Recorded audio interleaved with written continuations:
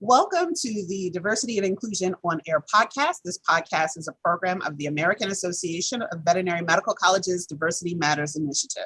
The podcast explores various issues related to diversity and inclusion in the veterinary profession and provides the AAVMC an opportunity to offer ongoing diversity programming to our member institutions as well as all veterinary professionals. My name is Dr. Lisa Greenhill. I'm the Senior Director for Institutional Research and Diversity at the AAVMC. And today we are talking about course correcting ableism. Now, as many of you know, last year we launched a community reads program, and the first book that we read was called Academic Ableism by Dr. J. Dalmage. Highly recommend this book. It was wonderful. If you struggle with kind of traditional reading, definitely check it out on audio. It is available for free download on Audible. Very accessible book. But we had Dr. Dalmage come and speak as a keynote speaker at the AAVMC's Catalyze 2021 annual conference. And what's happened since then is this really amazing set of conversations about ableism in veterinary medicine, and specifically ableism in veterinary medical education. Now, many educators were already wrestling with what to do, air quote, and the heavy on the air quotes, what to do about invisible disabilities. But the conversations have evolved to include really important and deeply necessary conversations about visible disabilities. And so all of this is really great. It's so exciting. As a diversity director, this is what you want to see. But I don't want us to lose the thread of ableism when it comes to those invisible disabilities and the associated challenges to access that come with that. So today, my guest is Regina Carey, who has spent a lot of time thinking about this and neurodivergence and all of the good stuff as both an educator, as an advocate. Met her years ago at a wonderful, wonderful meeting at Michigan State talking about ableism, actually. And just so excited to have her back on the show. So Regina, welcome back. Thank you so much. It's great to be here. Wonderful, wonderful. So why don't you tell the folks about yourself and we can get on into it. All right, Lisa. Well, I have been in the arena of education and special education specifically for 30 plus years. And I have also followed my husband through veterinary school, and training and internship and residency and PhD. And I said, that's enough. Because when the letters start running off the edge of your business card, you're done. So I was very, veterinary medicine has been a part of my life, and special education is in everything that I do, all the work. And believe me, there have been times when I have run from it, thinking I need to move away from this.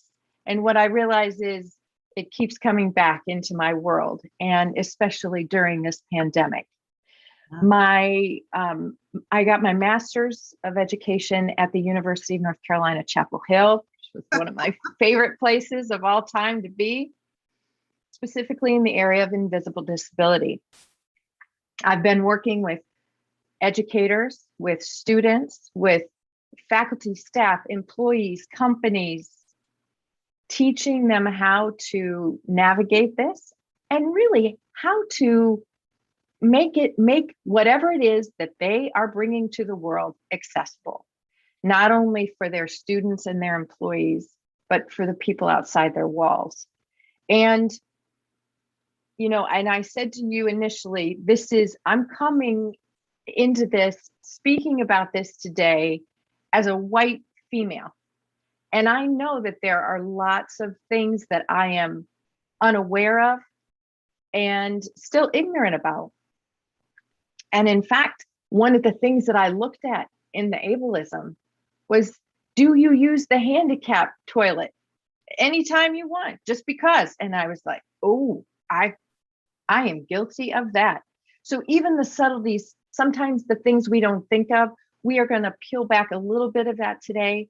I'm going to give you some insight into some of the struggles that students and educators have in this area. And the truth is, at any point, any one of us could be hit with a tragedy, with an accident, with something that all of a sudden makes us a person in this population, somebody with an invisible disability. Yeah.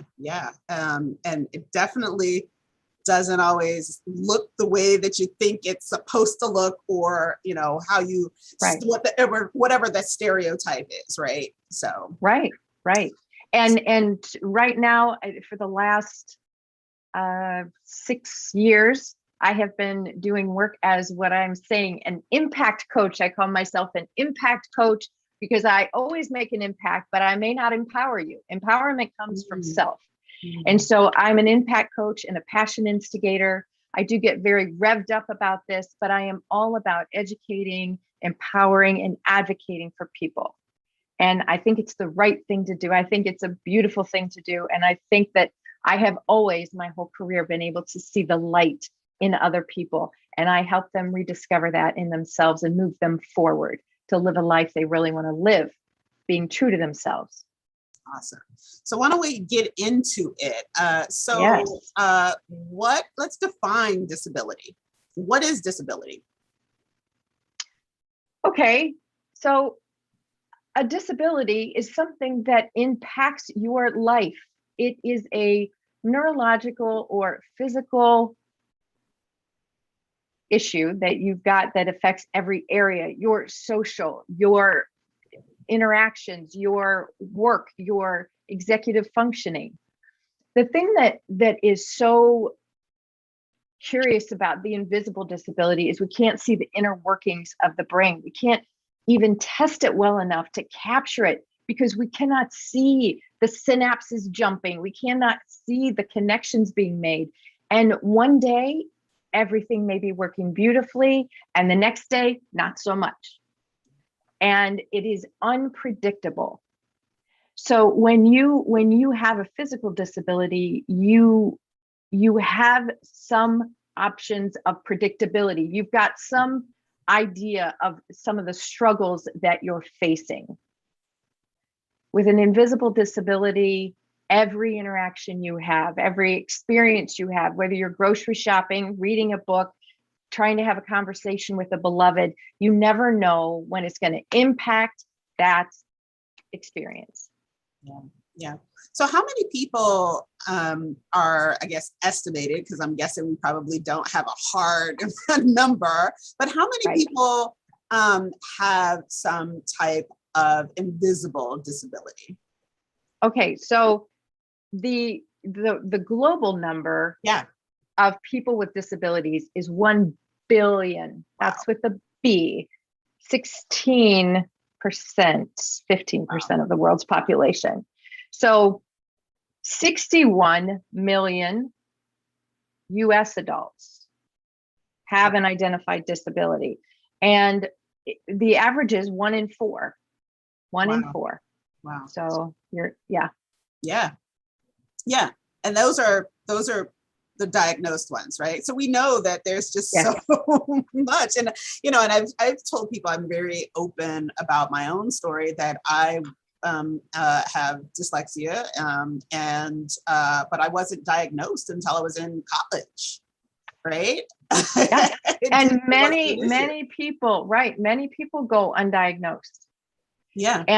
And especially for women, what happens is we fly under the radar so beautifully as kids, because what we might do is come home after school and work hours and hours and hours and hours on our homework, and the fights that we have with our parents and the tears and the frustration. And then we come to school the next day and we know how to behave. We're in school and we look perfectly normal because we have watched. Women are very good at observing behavior. I think kids with invisible disabilities do very well looking around to see what the expectation is. Mm-hmm. And that is one thing that has been very interesting about the pandemic, is that ability, that superpower that they had to read the room gone. On. Gone. Yeah. I mean, the pandemic has upended all kinds of things, and you know, we'll talk a little bit later about some of, you know, who our favorite advocates are and folks that I follow and maybe you follow. But you know, a lot of there's been a lot of emotion, shall we say, about how, you know, we've all responded to the pandemic and working from home and the use of technology, and how, you know, and how we easily pivoted to use so many tools that folks with various kinds of disabilities have been saying, hey, we should be using, can we get access to these tools because they increase access? And now, you know, if you follow some of these folks on like Twitter or something, they're like, oh, now they're able to need it. So it only, you know, everybody has global pandemic, millions of people dying. Now we'll figure out UDL. Yes. Right. And so what is ableism then? So, I mean, I kind of just described it in backing into it. Well, you know, it's so this is not something that rolls off my tongue on a regular basis, Dr. G. It just isn't. So ableism is defined, okay, and I'm going to look right here. Yeah. Prejudice or discrimination against people with disabilities in favor of people who are able-bodied or look normal, live a normal lifestyle. And we know that this, like everything else, it's across the social, cultural, institutional platforms. Yes. It's systemic. It is systemic, just like it is. You know, other forms of discrimination and oppression. And I think that, you know, a lot of times when we talk about discrimination and oppression, folks are like, okay, is that really what it is? If I did not say, let's, you know, eliminate all of the people who are blah, blah, blah on crutches. Yeah. No, it's a lot more subtle than that, right? Yes. And the example that you gave before, kind of talking about the ability to read the room, deviations from those kind of whatever the norm behavior might be, you know, is punished, either socially punished, like, oh, that kid is weird and we don't want to hang out with that kid because that kid is weird, or classroom management, right? Like, oh my goodness, you know, Kevin is like acting out, you know, he's not acting the way that, you know, he's supposed to, right? And so it's a lot more subtle, oftentimes, especially in communities of color, especially with like African-American boys. A lot of times they're just punished, like, hey, your behavior is not okay. We don't want you growing up to be dangerous. So we don't recognize that, you know, the behaviors might be a symptom of something else. We are very quick to pathologize it, right? Yes, absolutely. Yeah. And that is, you know, this really boils down to the judgment that we put on things. That's good or bad, right or wrong, appropriate, inappropriate. I mean, we have to be really careful about what we see as good or bad. Mm-hmm. And a lot of this has to do with misunderstanding, ignorance.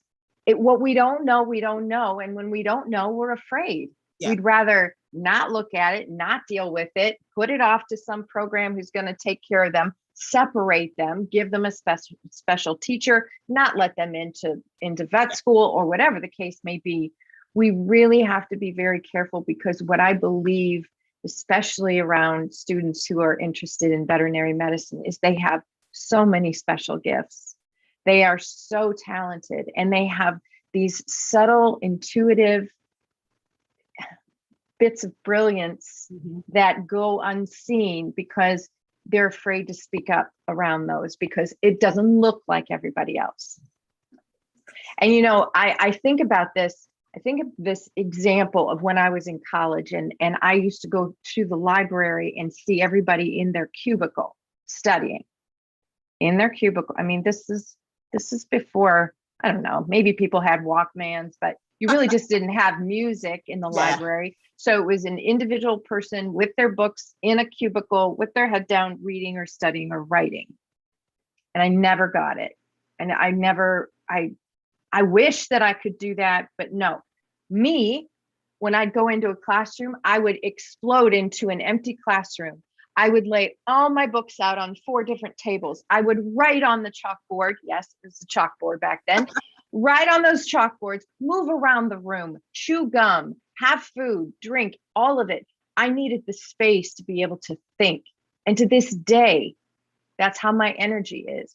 Mhm. But, I went to school with someone who was just did all the right things, did the right things, looked normal, got A's, teacher's pet, studied, did everything right. And you know what? She lasted about a minute as a teacher.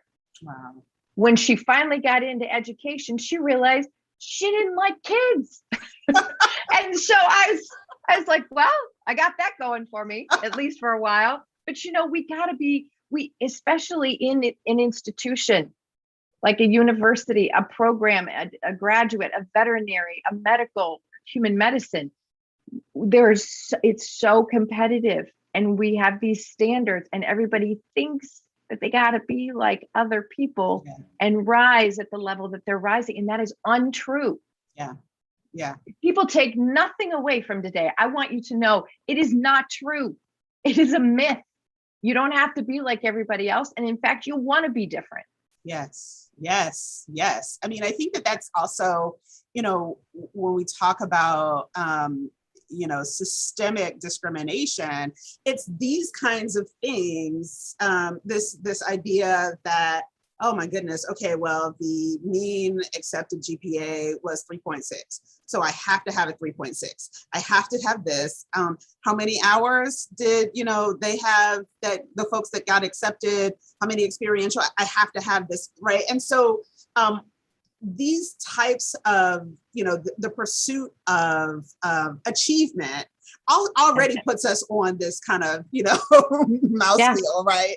It already kind of puts us on this wheel. But when we're talking about access, when we're talking about difference that is beyond our control, there are kind of these spoken and unspoken rules of engagement, right? And it makes it very, very hard for folks to see the ways in which they shape everyone's behavior in kind of negative ways, right? Even when we talk about the pandemic, I think that the pandemic and ableism, I mean, I know for me, within a couple of weeks, I was like, oh, wow.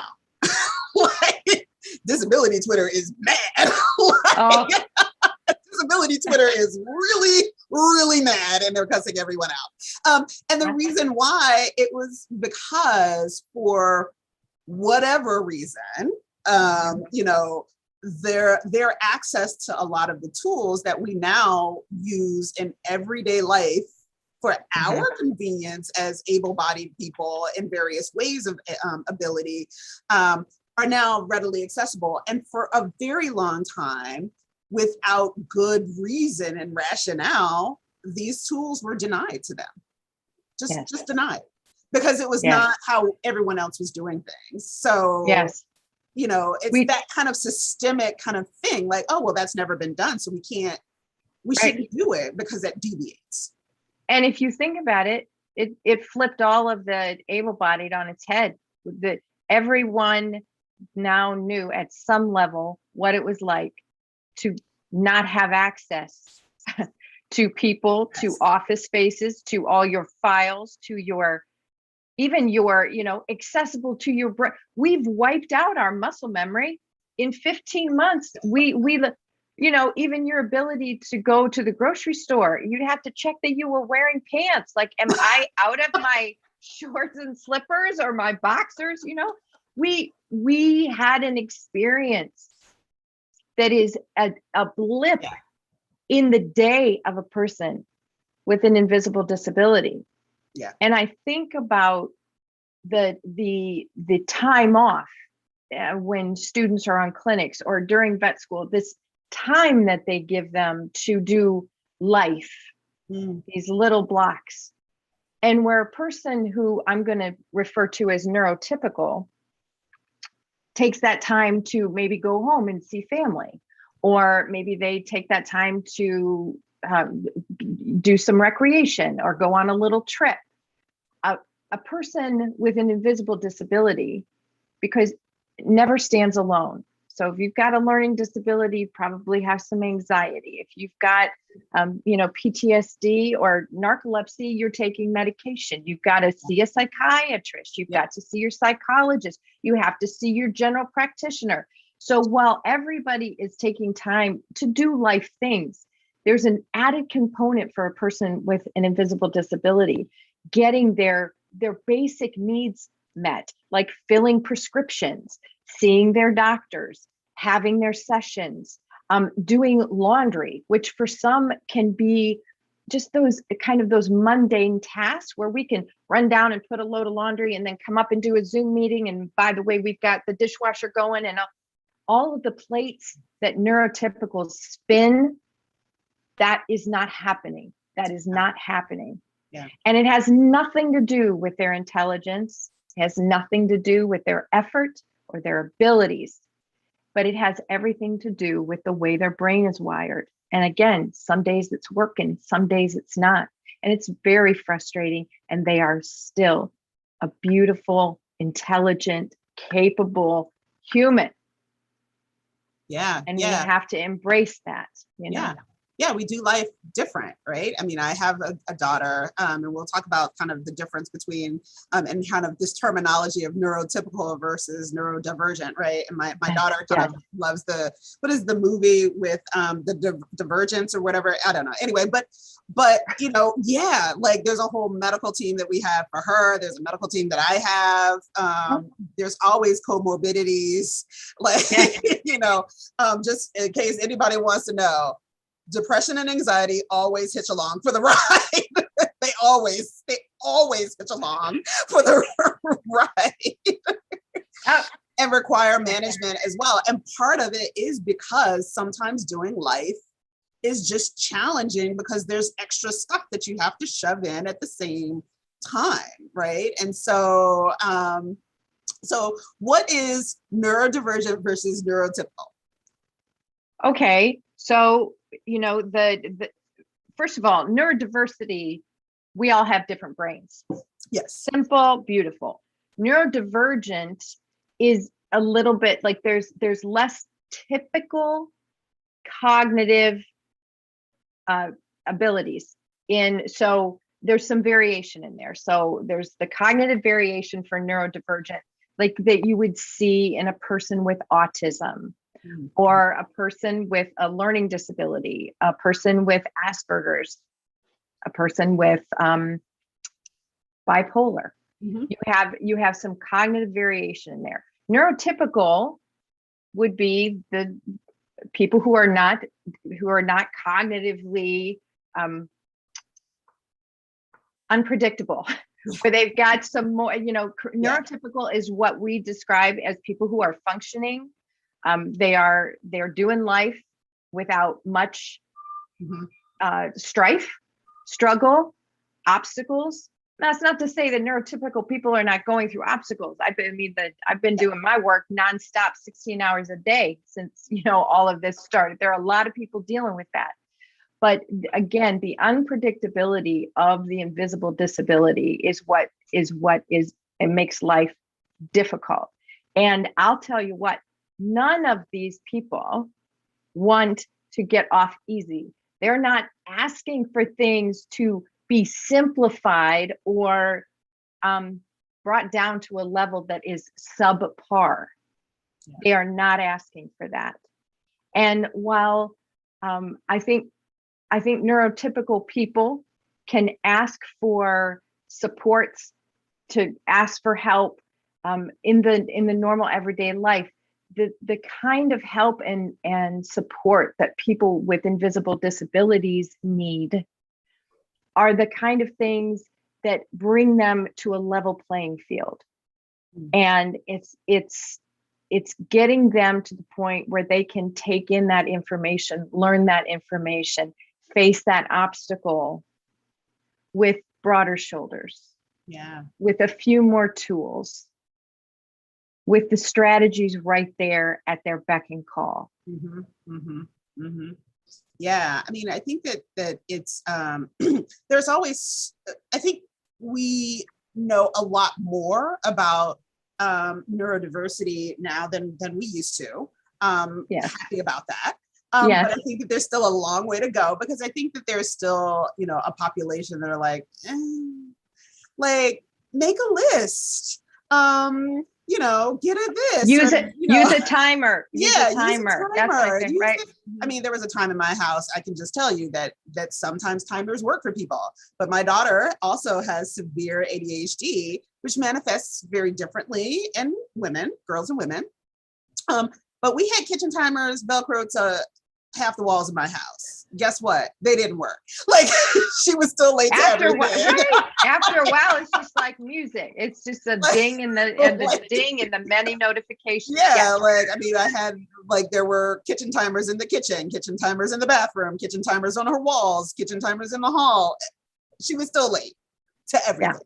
Yeah. Right. Yeah. And so it is hard for people who are neurotypical or who don't even know that they might have some type of neurodiversity. It's really kind of hard to wrap our heads around sometimes what the exclusion really looks like, right? And so just, for folks that don't know, the neurodivergence, I mean, we're talking, as you mentioned before, everything from dyslexia, dyscalculia, there's ADHD, there's autism spectrum, there's traumatic brain injury, which, traumatic brain injury doesn't always look like, you came back from a war zone. I had a car accident a few years ago. I still have concussive, syndrome, and so 4 years later, and it definitely affects me. Like, I can't scroll on my phone and have the TV on. Like, I can't, my brain is like, no, thank you. I can't do it. Right. So, too much. Right. Overstimulated, understimulated. Yes. Yeah. Yes. And so it's really hard. I mean, and again, like I say, I'm very transparent about this because I think that people need to understand what it looks like kind of behind the veil. I don't go to musicals. Right. I don't like musicals. You want to know why? They overstimulate me. My brain shuts down. Either I go to sleep or I'm sobbing. Yeah. and I cannot control it. There's a continuum for you right there. But see, even if, and again, I think that when people have a problem with this, when they're unable to wrap their head around it or accept it, part of it is, I think they think that people are making it up to get ahead, to making it up so they can cheat. They're not. And on this side of the work that's being done, I am helping my clients advocate, to speak up, to be vulnerable and courageous, and to say what it is they need. And when they finally get to the point where they can ask those things, they're not favors, they're not special treatment, when they can ask for what they deserve in order to succeed, and they are met with this facial expression of, or the tilted head, or what are you talking about, or you look normal, or people asking them what their disability is, which, by the way, you cannot do. It defeats, it minimizes the impact of the work that we're doing.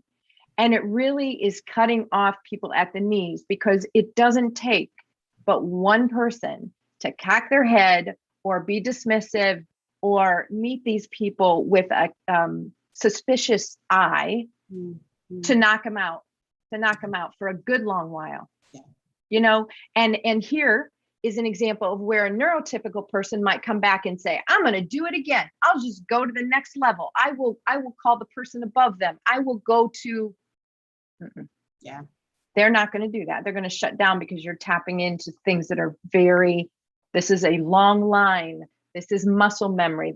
They recognize that feeling, and they're going to shut down more quickly. Mm-hmm. And one of the things that I wanted to mention is, I have this list back here. Awesome. And I was thinking about this when we were talking about like examples of what maybe some of these students in veterinary medicine, what some of your people out in practice. Yeah. I really believe that there are more people in your practices that have neurodiversity than you even realize. Yeah, sure. And long ago, I was in a class about compelling experiences, and I learned about Mihai Csikszentmihalyi, phenomenal person who coined the theory of flow. Okay, he was the first one to write about flow. And when I went through and I recognized, I took a look at what his 8 elements. Now these are some of the earlier ones, but I like the way they're written out more easily. What I recognized in these 8 elements that were needed to be present for flow, all I could think of is every single student, every one of my clients that I work with, this is an obstacle. They have an obstacle. Each one, they hit at least 50% of these that are obstacles to getting into flow. And you know, Lisa, what flow is. It's that for those of us who love musicals, it might be having that experience of live music and just being so transformed in that moment that you lose a sense of time. Maybe it's playing a game like tennis, or maybe it's kayaking, being on the water and getting into that rhythm of the paddling. But what has to be present for flow to take place is that the goals and the steps of the activity are clear. They're, you know, exactly, like when you're playing chess or maybe you're knitting, like, you know what the goal is, you know what to do to get there. That is not true for a lot of I want you to be thinking students now, or maybe people in clinic who are serving clients. Not always are the goals and the steps clear for people with invisible disabilities. They're getting immediate feedback. Well, like you pointed out, that immediate feedback can sometimes put you in a state of tears. Yes. And either we're not, the invisible disabilities allow that there are definitely obstacles for how that input is coming. So you get that feedback. It might not land. It might land with you hours later. It's not immediate. Challenges match the skills. Well, I'll tell you, a lot of times the challenges that the students are faced with are, they believe, at least, way beyond what their skill set is. How do we level those out? Focus, concentration. Need I say anything about that? Operate in the moment, so they're able to be right there, present. No, they're probably thinking about an argument they had, or something that a professor said to them, or an interaction they had in the previous moment. They're not in the present. They're always thinking about the woulda, shoulda, couldas. Now I remember what I was supposed to say, kind of thing. Or they're worried about what's coming up next. It's rare that they're right there. Feel in control. Lose sense of self-consciousness. Are you kidding? They're so concerned about what everybody else is thinking. You know, I think this happens to a lot of us, but so much so for people who have an invisible disability. And then normal. And then time is transformed. Now, this does happen when we've got the hyper focusing, but it's never a good thing. It's like when you're in flow, like, oh, I started at 8 and now it's 5 o'clock. That was so much fun.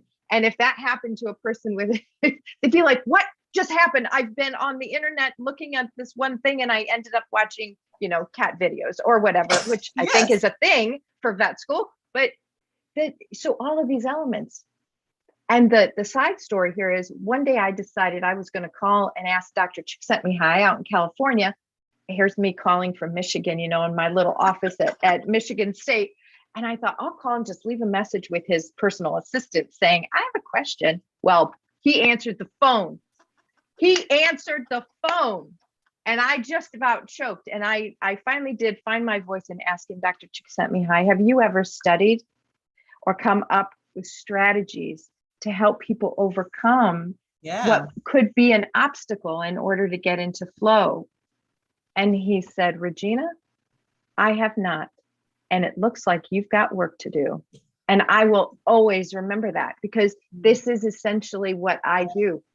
You know, I help people do what they want to do and get the strategies and the advocacy they need in order to do it. Oh, wow. Thank you so much. I heard of that kind of flow thing, but just thinking about it through this lens, I'm like, yeah, that, yeah. Mm-hmm, that. Like, yes. And, you know, when you think about some of the students when they were children and how they even were inspired to want to go to vet school, it's because they were in flow with their animals. They experienced that so beautifully when they were younger. Yeah. And then they get into the zone. And I mean, you know, and to kind of go to the next step where we're going to talk a little bit about, you know, the intersectionality around issues around ableism, you know, some of the responses that people seriously cannot help because their brain is reacting to certain kinds of stimuli, gets misinterpreted, right? And then sometimes that turns into doubling down on stereotypes, doubling down on all of these kinds of things. So, you know, immediate feedback. Yeah, there are some times when I'm like, oh my goodness, like I want feedback, but feedback can give me anxiety. But certain types of, again, stimuli will seriously bring me to tears. And it's not an emotional response. It's not. It's a physical response, but it's not. I'm on the inside going, please, like, somebody just give me a tissue and hopefully give me a minute so that my body can catch up. Yes. And we live in such a time where we're so time, especially Americans, I'm going to say that, like, you know, we have like this work ethic that is like, that we don't allow time for folks, for those of us who are neurodivergent to actually process, right? So that ends up just kind of getting blown up into, oh my goodness, she did not take that well. And oh my goodness, like, you know, a narrative gets built around it that is completely false. Yes. And, you know, and I just saw it probably was a Nike commercial about women in sports, and, you know, the angry and emotional, and, you know, so I think that I know that through social media and our big name brands that are working to kind of just blow up some of our narratives and help us to rethink.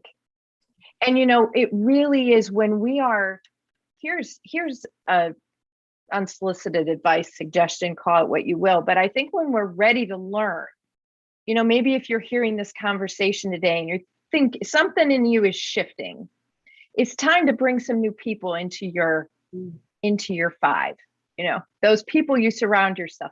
Bring in somebody new, learn a little bit more, hire somebody with a disability, have a conversation with an advocate, talk to a parent with a child with a disability, bring somebody in so that you can start to manage your narratives, that you can really take a look at what your beliefs are and why you think the way you think.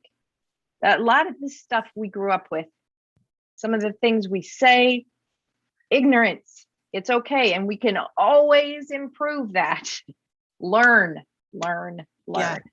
So to recap, Regina says, diversify your teams. Hello. Cheers. Diversify your teams, right? So that you get those other perspectives, because, I mean, you know, what we're talking about, flow is kind of just being in the zone. Yes. And some of us can work that 8 hours or more, and we are so productive. Meanwhile, like some of us, you know, for those of us, anybody who has you know, an ADHD kid at home, a kid with ADHD, you know, knows that if you are not kind of sometimes monitoring things, they will be up at 3 o'clock in the morning watching cat videos. And they will think that it's 8 o'clock at night. Yes. Because they lost several hours. And and it's not, again, it's not their fault. It's no one's fault. It's just that executive function about time management is just underdeveloped. It's not there in the same way that it is for other people. And it doesn't mean that they can't be successful. I think that the issue around intersectionality is definitely something that I've been paying a bit more attention to in this last year as well, because we also know that so many of the tools that, typicals, abled, were restricting access to. Even now that, we've got global access to a lot of things, we know that there are populations that still don't have access because of, poverty, because of redlining, because of all kinds of things that affect or marginalize other marginalized identities, right? And so, any thoughts on some of those intersectional issues? I mean, it's just, besides them sucking. Well, you know what? And I think that we need to start asking better questions. I think that we need to stop assuming a lot of things and ask people, let us be good human beings, Dr. G. I want people to say, what do you need? Ask, what is happening? How can I support you? And again, constantly be checking ourselves, like looking at what our biases are. That's so difficult to do. I get it. I know. When we move at warp speed, and let's even simplify this more. Let's slow down. Time is an illusion. You think that you've got to, when we're going at breakneck speed, we are missing things. Yeah. We're missing key identifiers that tell us, just like when you think about how we used to, as little kids, just look at the ants and watch them go in and out of their little anthill. And we were watching all those little things that they did. And we were amazed by that. Yeah. Well, let us slow down a little bit. Yeah. So that we can say, what, look at this beautiful person. What is it what makes them so unique and beautiful? What I have always worked with clients on their strengths. I don't come in and say, hey, tell me what you suck at. What are your weaknesses? And how can we build those up? No. Yes. What do you do well? What are your gifts? What did you love to do as a child? Lisa, that's the first question I ask my clients. Just out of curiosity, wow. What did you love to do as a child? Wow. Yeah. Yeah.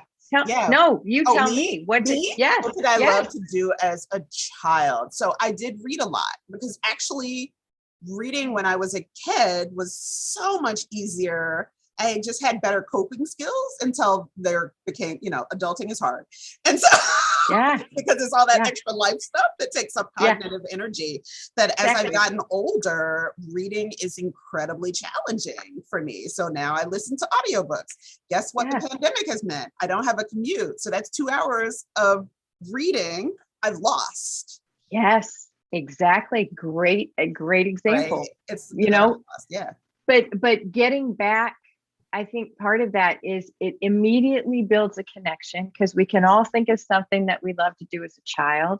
And, reading was not my forte. I climbed trees, and I would get in that little nook of the apple tree and just daydream and imagine and sing and write poetry and those kind of things. But when we identify that passion, we start to see this human being in front of us in a different light. Yeah.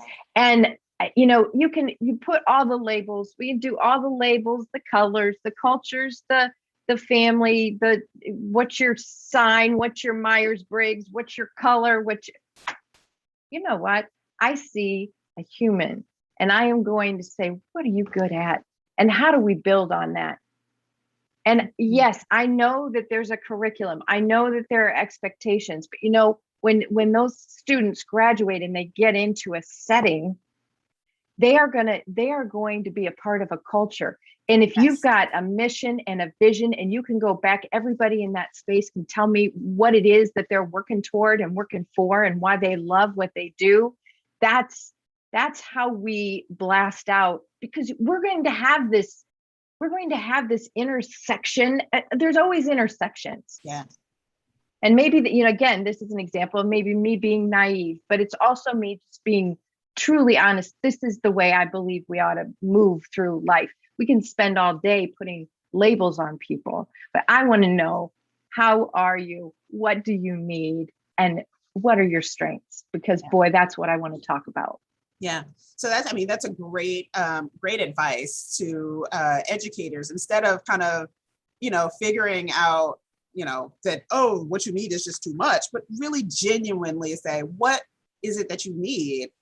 And, the thing about accommodations, people are like, oh, what are reasonable accommodations? Well, keep in mind that, again, there's this hierarchy, right? So who gets to decide what's reasonable? Able ability, right? People with, and so there's this kind of inherent marginalization. Just genuinely think about what individuals need to be successful, and providing access. Folks are really just asking for a chance. They're asking for a chance. Yes. Yes. And really, if they're going to fail, let them fail on their merits, not because you thought they couldn't do it. Yeah. And there's also that I think there's a financial component tied to this idea of getting people through to the end based on what they're paying as a student or what they're going to end up with. Look, I think we need to look at that too. Yeah. Because if people require time, if a student needs to take a semester, or they need to take one class in one stretch off, then we need to start looking at that and looking at equity across financial realms. And I'm not a finance person, but I do have these conversations with my husband often about, well, just give the student the time off. What I come back to too often is, if someone were to die, our society respects death. Oh, they died. Take the time off you need. Do whatever you need. We'll make it work for you. But if a person has to take time off to live, I have got to go. I have got to work with my doctor. I have got to get my medication right. I have got to figure out why I'm unable to flip-flop. So you put people on night shifts or something in clinics, and they're morning people, and all of a sudden they're working at night and their clock's all off, and they're getting sick or whatever. We don't allow for the time to heal or the time to really attend to the self. And we already know what the epidemic is with veterinarians. We need to take time to look at when this is in an acute need, then let's pause, because we've got all the time we need to make this work. Yeah. I mean, the financial piece is really important, because I think that there's some really great data. I mean, it's irrefutable that folks who are disabled are more likely to live in poverty or close to poverty. And so when we, restrict access to these programs and to these accommodations, please know that we're also limiting access to upward mobility, right? Upward social and economic mobility. And that's not okay. It's not okay. No. It's not okay. You are correct. Yeah. So tell me, who are some of your favorite advocates and activists? Who do you read? Who do you follow? Who do you like? Yeah, you know what? When I think about this question, in all honesty, and I am not one to spend a whole lot of time on socials, and I'll tell you why. I put out my positive content Monday through Friday. I really do, on Insta, LinkedIn, Facebook. I put out positive messaging, and I'm out. And so I'm not a tweeter. But my favorite, you know who my favorite activists are? Parents, mothers, the moms, and the organizations that I have been a part of, that I've spoken for, that I've worked with arm in arm. The Learning Disabilities Association, of Michigan and of America. Advocates are an amazing group of superheroes, and some of the most powerful ones that I've seen are moms. And I know there's a lot of, I mean, you can Google the influencers, you can see there's so much more visibility, which I love. And I think that it's terrific. The Olympics, it is terrific that we've got these examples. But when it comes down to it, every one of them came out of their mother. And those moms, you really want to grow your thinking, talk to a mom. Thank you. So you tell me, who do you follow? So I'll make notes. I travel the slums of Twitter. Okay, somebody's got to. Somebody's got to do it, right? The slums of Twitter and TikTok. Definitely, follow hashtags like disability Twitter and disability TikTok. There's some really great folks out there. I am very intentional about trying to follow folks with disabilities who are also people of color and or queer, just because I'm really interested in that lived experience and that intersectionality and how they talk about it. So I follow Crutches and Spice. She's on the Twitters and TikTok. Handle is Crutches and Spice. I'm trying to think of what her government name is, and I can't think of it at the moment. The other person that I really like, and I read her book a couple of years ago, is Kia Brown. She is she's a writer. She wrote her own autobiography, her memoir, a couple of years ago, called The Pretty One. Really kind of talks about, her own lived experience as an African-American woman with a disability who also identifies as queer, and kind of what, all the walls that she bumps up against physically and emotionally, kind of just this experience of hey, this is what's going on in my life, and I mean, thinking about dating and thinking about education and all of these kinds of things, thinking about living alone and what does that mean for folks in the community. So those are definitely two accounts that I follow. And this is Disability Pride Month, so hurrah. And so there's some really good stuff out there, and some really, really fantastic accounts out there, and just really great disability content creators that folks should definitely check out. Great senses of humor, don't take themselves too seriously, but if you step on into their space with a lot of ableism, expect not to be received well. Well, and there really are so much more. There are more opportunities for people to write, to share, to start groups, to have a bigger reach, and we all want to be good at something. We all want to be seen, heard, and understood.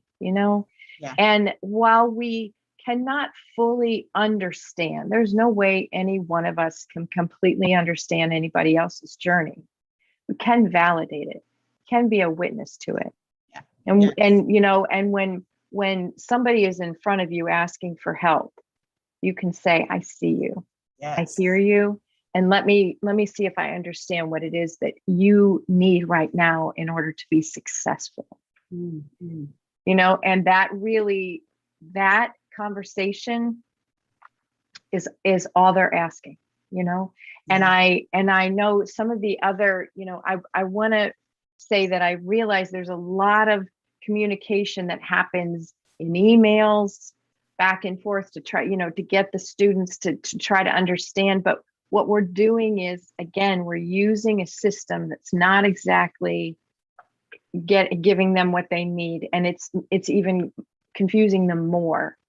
And if any of, I used to have to turn a map upside down in order to get back home, And the same things happen to me when messages get buried in emails. Yeah. I can't find the original thread and I tend to miss things. And, and I consider myself pretty neurotypical, but we have to be thinking, is this the best form of communication? Take the time, slow down to have a face-to-face or a phone conversation with a student, with an employee. Yeah.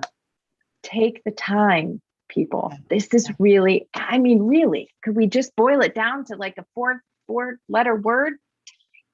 Time. Come on. Oh, that's great. Yeah. So Regina, where can folks find you? Oh gosh. Look, Monday through Friday, because she is not online on Saturdays. So I'm at Coach Me. I have a personality. I'm all over in different places, but at Coach Me Carey on the socials, and reginacarey.com. You can find all my things. All right. And again, I only put out stuff that is feel good, uplifting, not because I'm Pollyanna, because this is how I live. And you know what? This living has kept me healthy all through the pandemic, even though everyone in my household had it. I have been showing up every day to support people on their journeys for the last however many years. Yeah. But I am strong and healthy and whole. And I believe everyone else deserves to feel strong and healthy and whole. And, it starts with you. It starts with you. I think that is a great place for us to wrap up. Thank you so much, Regina, for You're welcome. Joining me for this discussion. This has been another episode of AAVMC's Diversity and Inclusion on Air. Be sure to subscribe to the show on your favorite podcast app and like us on our Facebook page. On Facebook, it's AAVMC's Diversity and Inclusion on Air. So yeah, stay tuned. More shows to come.